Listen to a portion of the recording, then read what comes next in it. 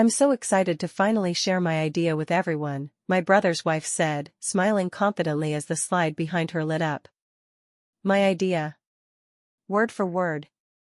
The room applauded while my stomach dropped so hard it felt physical. I stared at the screen, frozen, as she walked through the concept I had spent over a year developing, the structure, the pricing model, even the exact phrases I used when explaining it. She didn't miss a detail. Because she hadn't created any of them. People turned to me, smiling politely. One investor leaned over and whispered, "Wow, your sister-in-law is brilliant." Another congratulated her on such an original concept. I couldn't speak. I couldn't even breathe properly. I looked at my brother, waiting for him to say something, anything. He didn't. He just stared at the table, jaw tight, hands folded, like this had nothing to do with him. I'm so excited to finally share my idea with everyone, my brother's wife said, smiling confidently as the slide behind her lit up. My idea. Word for word. The room applauded while my stomach dropped so hard it felt physical. I stared at the screen, frozen, as she walked through the concept I had spent over a year developing, the structure, the pricing model, even the exact phrases I used when explaining it. She didn't miss a detail. Because she hadn't created any of them. People turned to me, smiling politely. One investor leaned over and whispered, "Wow, your sister-in-law is brilliant."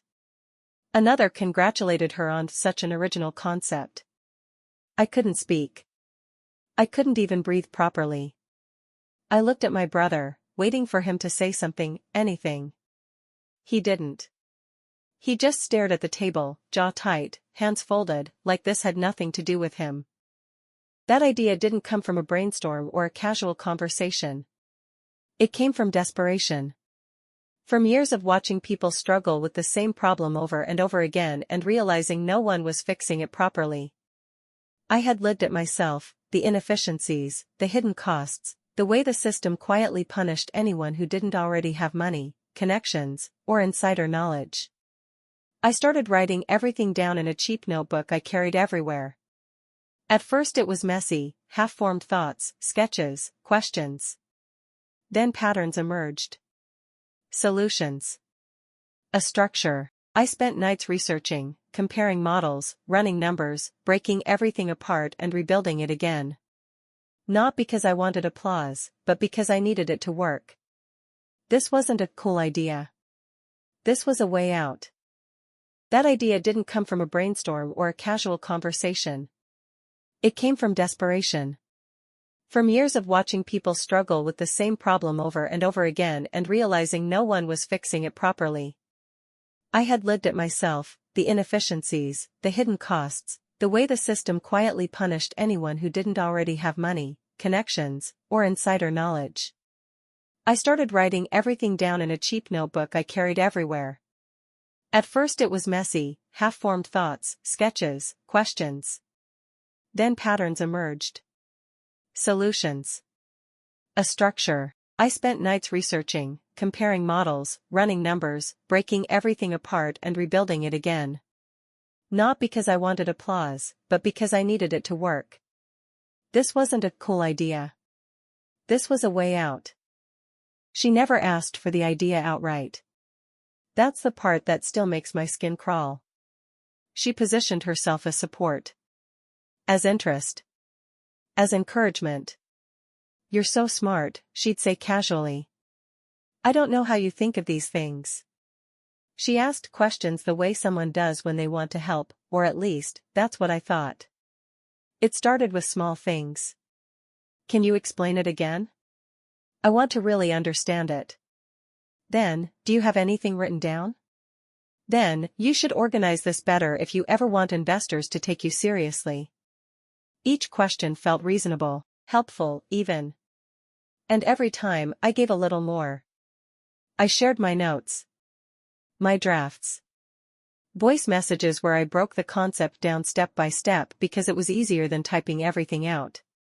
She listened closely. Too closely.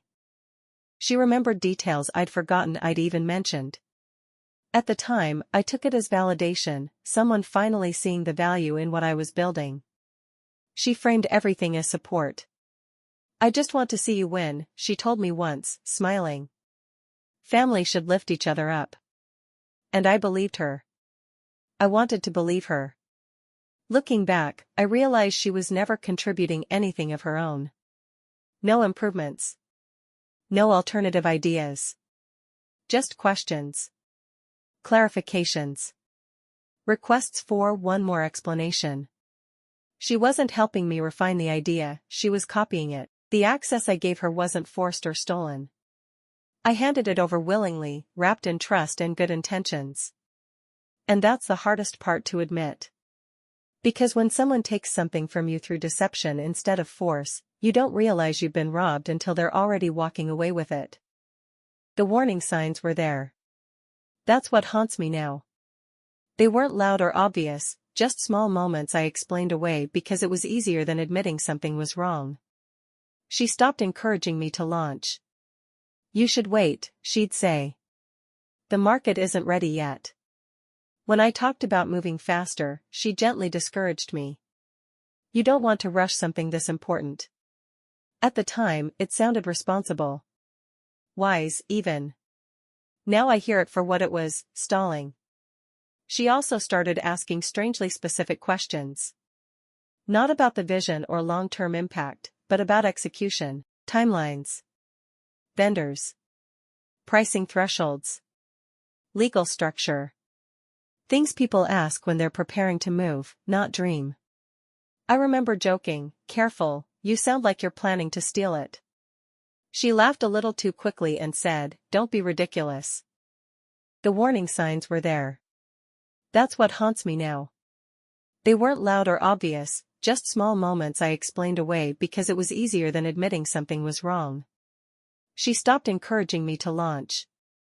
"You should wait," she'd say. "The market isn't ready yet." When I talked about moving faster, she gently discouraged me. "You don't want to rush something this important."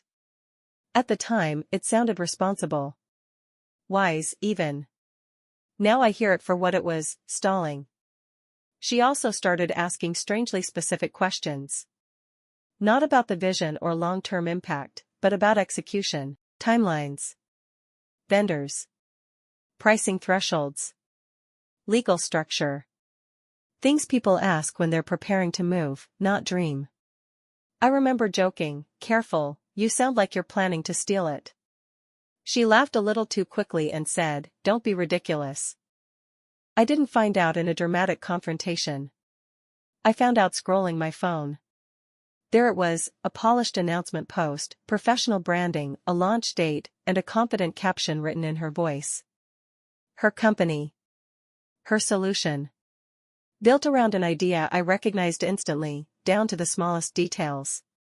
My hands went numb as I kept scrolling. She had moved fast. Faster than I ever planned to. A website already live.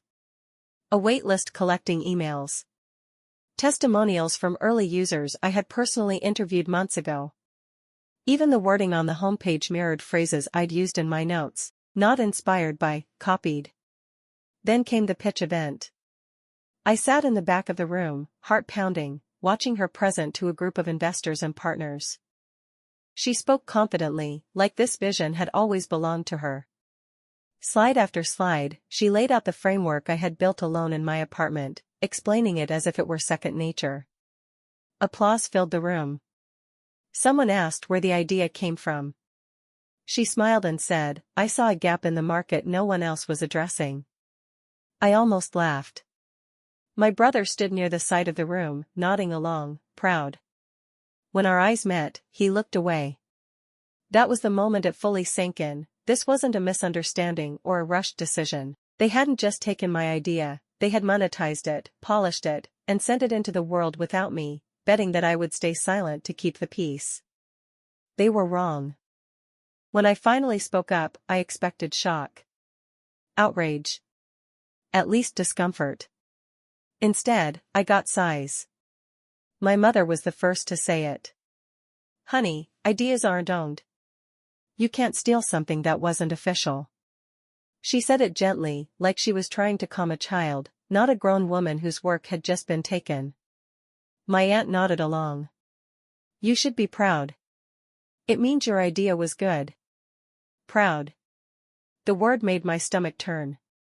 As if watching someone else profit from my work was some kind of compliment. My brother tried to sound neutral. You're taking this too personally, he said. She didn't mean to hurt you. It just happened. As if businesses just appear fully formed by accident. Even worse were the subtle accusations. That I was jealous. That I was bitter because I hadn't moved fast enough. That if the idea really mattered to me, I would have launched already. They spoke like this was a lesson I needed to learn, not a betrayal I was allowed to feel. I tried explaining, calmly, clearly, how much of myself was in that idea. The research. The planning. The execution details. They nodded, then repeated the same lines. Don't cause drama. Family is more important than money. Let it go. That's when I realized something devastating. Admitting the truth would force them to confront their own silence. Their own comfort. So instead, they chose a version of reality where I was overreacting and she was just ambitious. I stopped explaining after that. Not because I agreed with them, but because I finally understood I was on my own. And that silence would change everything. After that conversation, I went quiet. No more explanations. No more defending myself. No more trying to make anyone understand what had been taken from me.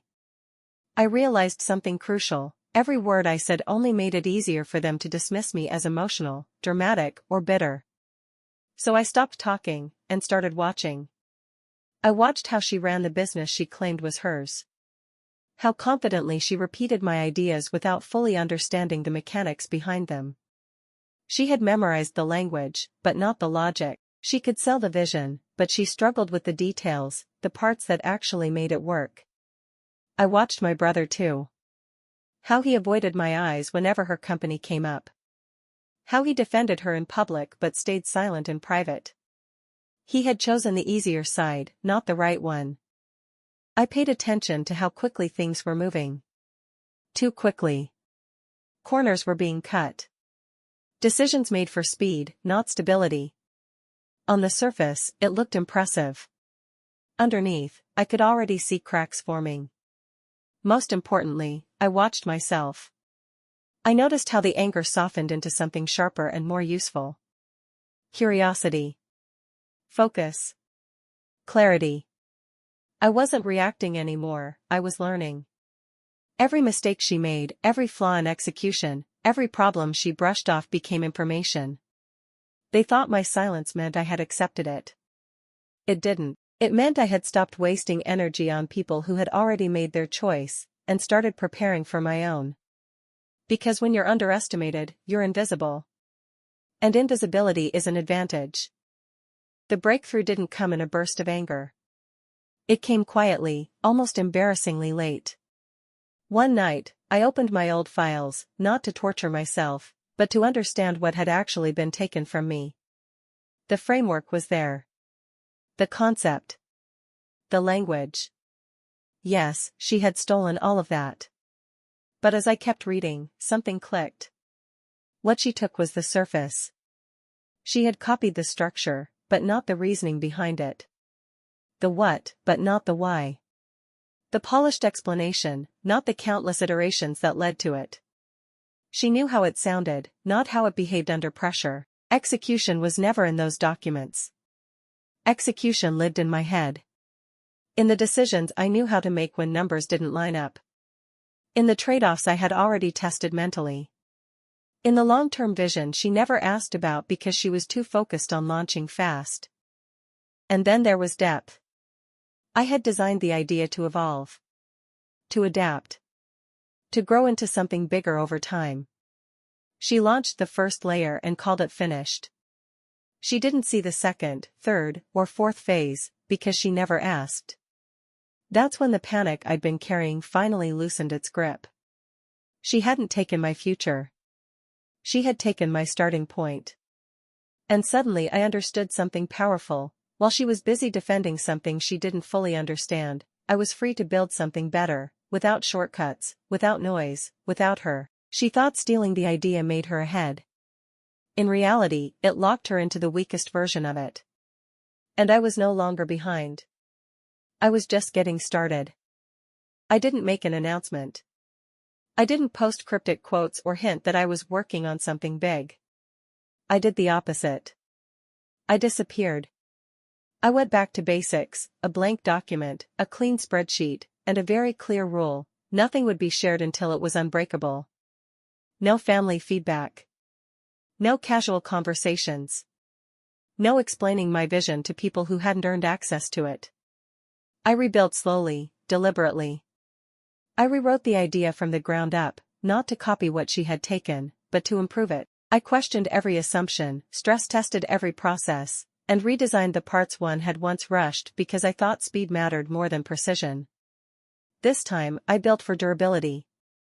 I worked early mornings and late nights, not out of desperation, but out of focus. There was no audience now, and that was freeing. No pressure to impress. No one to steal from me again. I reached out quietly to a few people I trusted professionally, not personally. People who asked hard questions instead of offering empty encouragement. Every conversation sharpened the idea further. Meanwhile, her version of the business was getting louder. More marketing. More visibility. More praise. I stayed invisible. And in that invisibility, something important happened. I stopped building out of hurt and started building out of confidence. I wasn't trying to prove anything anymore. I was creating something that could stand on its own, something so solid it wouldn't need defending. They thought my silence meant I was done. It didn't. It meant I was laying a foundation no one could take from me again. This time, I built smarter. Every flaw I had once overlooked in my original idea became an opportunity. Every corner my sister-in-law had cut in her version was a lesson in what not to do. I didn't just rebuild, I improved. I streamlined processes that had been messy, automated repetitive tasks, and designed systems that could scale without constant oversight. Features that I had initially considered nice to have became core advantages. I anticipated challenges before they appeared. I created contingency plans for mistakes she hadn't even considered. I also thought about the people involved. My team was selective, only those who shared my vision, who were willing to do the work without shortcuts. I cultivated loyalty through transparency and respect. In contrast, her team relied on charm and pressure. I could already see where cracks would form. Marketing, too, was different. I didn't scream from the rooftops. I built trust quietly, delivering results instead of hype. Clients noticed reliability, clarity, and depth, qualities her flashy launch lacked. Word spread organically, slowly but steadily, and that slow momentum felt like armor. For the first time, I saw the full picture. While she had stolen the idea, she couldn't steal the execution, the depth, or the foresight. And those were the things that would make mine unstoppable. I wasn't just competing anymore, I was preparing to outlast her entirely. The first signs of traction were subtle, almost invisible to outsiders. A client here, an investor there, nothing dramatic, but enough to feel like a quiet heartbeat of validation. Slowly, my version began getting attention. People noticed the difference: clarity, reliability, depth. They didn't just like the concept, they trusted it. Meanwhile, her version started showing cracks. Deadlines were missed. Promises made to clients were broken. Features that had seemed impressive on launch didn't work in practice. I watched from the sidelines as frustration and doubt began creeping into her team. It was a strange reversal. She had stolen the idea thinking she was ahead, and yet, the more attention she got, the more the flaws were exposed. Every hiccup, every misstep made me more confident. I didn't need to shout about my progress, results spoke louder than words. The momentum grew quietly but steadily. Referrals came. Recommendations turned into new partnerships. Investors who had been skeptical before began paying attention. And all the while, her business, flashy, loud, and overconfident, struggled to maintain the image it had built on borrowed foundations. For the first time since the betrayal, I felt something I hadn't allowed myself in months: calm satisfaction. She had taken my idea, but she couldn't take my understanding of it, and now, slowly, the world was starting to see it too. The turning point didn't arrive with fanfare. It started with one client quietly emailing me, "We've been reviewing your competitor's work, and frankly, we trust you more. Can we move forward with your version?" Then another. And another. A steady trickle became a tide. Clients, users, even investors who had initially sided with her started shifting their attention toward me. The consistency, the reliability, the depth I had painstakingly built in silence made my version far more attractive. Her confidence faltered. I could see it in the subtle ways she tried to cover cracks: longer meetings, extra explanations, overcomplicated pitches. The polish was there, but the foundation wasn't. People noticed. They quietly began reaching out to me, asking questions, seeking guidance, the kind of trust she could never inspire. Even in conversations with mutual acquaintances, her charm began to lose its effect. What looked strong on the surface began to crumble under scrutiny. Every success I quietly achieved was a counterweight to the narrative she had built on stolen ideas. And all the while, I stayed strategic. I didn't flaunt it, didn't gloat. I let the momentum speak for itself. The clients, the users, the investors, they became my allies, not mine to convince, but mine because I had earned their trust. The tide had turned. What was once hers to claim was slipping through her fingers, and she could feel it, even if she refused to admit it. I saw it in her eyes the first time we crossed paths at an industry event. The confident, untouchable mask she always wore flickered, just for a second, but it was enough. She realized, finally, that I wasn't behind. That all the effort she had put into polishing my stolen idea hadn't created a barrier, it had created a benchmark. She had made herself my competitor, and not an easy one. My version was faster, stronger, and built on foundations she hadn't even imagined. The subtle panic began. Meetings that used to flow smoothly were now tense. Investors who had been loyal started asking me questions instead. Clients who had once praised her began hinting at dissatisfaction, then quietly switched. She tried to keep her confidence, but the cracks were visible, in her tone, in her hurried explanations, in the defensiveness that crept into every conversation. Even my brother noticed. He tried to step in, to smooth things over, but I could tell he was unsure. The comfortable control they once had over the story was gone. The very idea she had stolen had become her own undoing. And in that moment, I realized the full weight of what patience and strategy could achieve. She had underestimated me, dismissed me, and stolen from me, and in doing so, she had built the very ladder I needed to rise above her. The power had shifted. I wasn't just reclaiming what was mine. I was leading the way, and she could see it clearly for the first time. The consequences unfolded slowly at first, then all at once. Her polished facade began to crumble under scrutiny.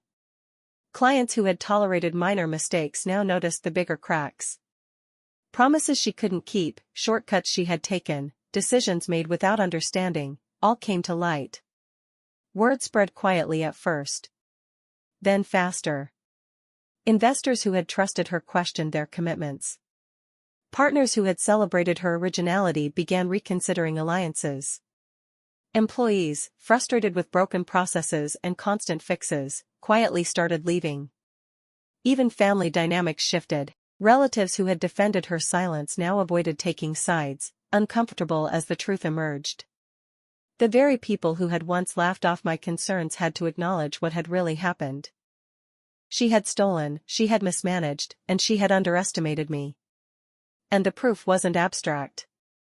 Documents, emails, timelines, all the evidence of her copying, her shortcuts, and her lack of vision, surfaced quietly but convincingly. My patience, my diligence, my strategic silence had ensured that the truth couldn't be ignored. Watching it unfold was surreal. I didn't gloat. I didn't celebrate. The collapse was methodical, inevitable, and fair. The very theft she had committed had set the stage for her downfall. And for the first time in months, I felt a deep, quiet satisfaction. Justice wasn't loud. It was precise, inevitable, and perfectly timed. Looking back now, I realize the betrayal was never just about an idea. It was about trust, family, and the painful lesson that sometimes the people closest to you can act in the most selfish ways. My brother's wife stole from me, and for a while, it felt like the end of everything I had worked for. But what I learned is far more important than revenge. Your worth isn't determined by who claims credit for your work. It's in your skills, your vision, your resilience, and your ability to create even when the world seems stacked against you. Being stolen from doesn't make you weak, it teaches clarity, patience, and strategy. I also learned the power of silence and observation. Reacting impulsively, arguing, or trying to prove myself to people who refused to see the truth would have wasted energy. I built quietly, strategically, and let my results speak for themselves. Success, not confrontation, became my response. To anyone who's been betrayed or had an idea stolen by family, don't let their actions define your future. Observe, learn, and rebuild. Protect your work, cultivate trust carefully, and remember, sometimes, the very people who think they've taken from you are unknowingly teaching you how to rise higher than they ever could. In the end, it wasn't revenge that mattered. It was reclaiming my power, my vision, and my life. And that is a victory no one can ever take away.